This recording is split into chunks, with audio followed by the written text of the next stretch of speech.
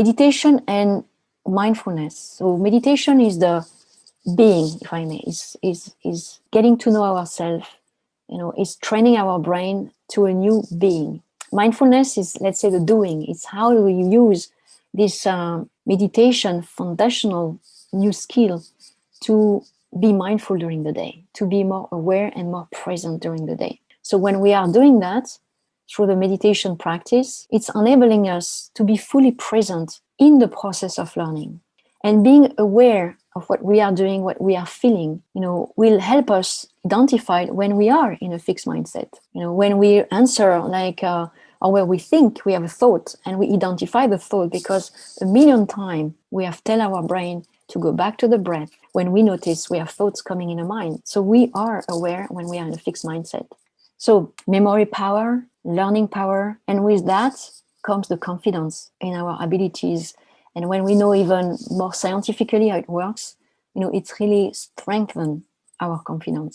Meditation and mindfulness. So meditation is the being, if I may, is getting to know ourselves, is training our brain to a new being. Mindfulness is, let's say, the doing. It's how do you use this meditation foundational new skill to be mindful during the day, to be more aware and more present during the day. So when we are doing that through the meditation practice, it's enabling us to be fully present in the process of learning.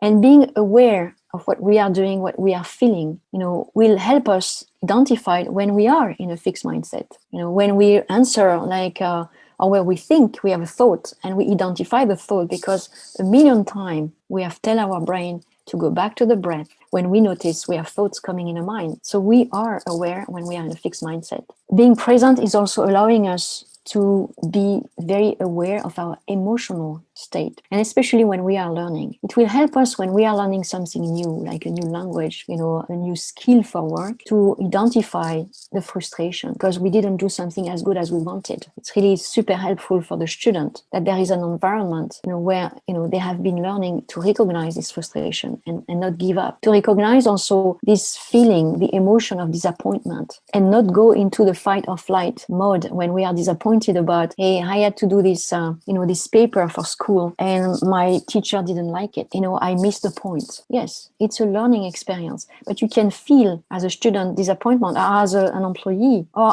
as somebody at home, because we wanted to do something new, didn't work so well. So recognizing this notion of disappointment, eliminating fear, one of the outcome of meditation, and all the meditators have seen that, it's happening in the brain, but the fear of how I look, how I compare, the fear of taking risks, and it goes up to the fear of death goes away. So when we identify this fear or this discouragement, we can act on it. And instead of staying in that state, say, okay, I feel frustrated. That's fine. I recognize it. And I know why I feel frustrated, but I will not stay in my frustration for hours, creating cortisol in my body, creating stress, ruminating about it. I'm going to go out and look at this experience and see, how I can learn from it and do differently next time. Very, very important at work and in studies. People can see that. You can see you are frustrating. And showing vulnerability is fine. You can show, I feel frustrated to your team when you are a manager or a leader, or with colleagues when you are a project team leader, for instance. You can show it, but then you have to tell, okay, let's move on, let's learn from it, let's sit. And we do what we call the lesson learns. And also, meditation helps us stay in touch with our purpose. Okay, we have understood better and better through meditation what we like to do, what we are passionate to do, what we believe, we are here for. And this purpose can change over time. When we are students or when we start having kids, we can feel different purpose, but we always know what we want to achieve, what make us happy.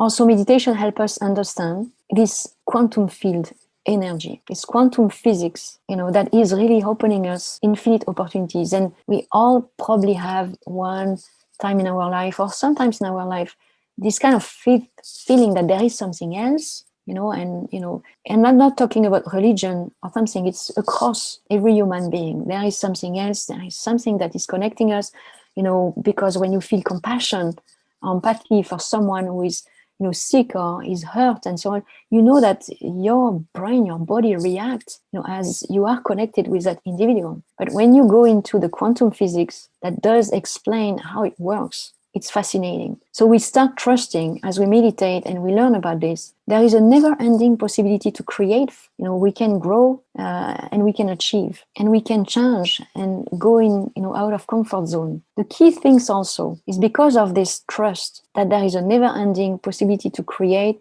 grow and achieve. It's helping us detach ourselves from, this obsession of perfection. Many people are obsessed by being perfect. And this obsession of perfection is limiting us because we don't try, because we are not sure we're going to be perfect. And it's happening in any, again, activity of life. Perfection is what we are looking for. And so we put some pressure on ourselves. That's one thing. When we start to learn something because we want to be perfect, it can stop us. It will limit us. So when we know this quantum physics and our limitless capability to learn, we know also that perfection doesn't exist because we can always improve ourselves, always improve a process, always improve a project. It's a never-ending story, which is wonderful. So to close on this, one of the key change agents is really what meditation is helping us to live day by day, moment by moment. Practice meditation to reprogram your limiting belief, and everything we say, try new things. So being at work,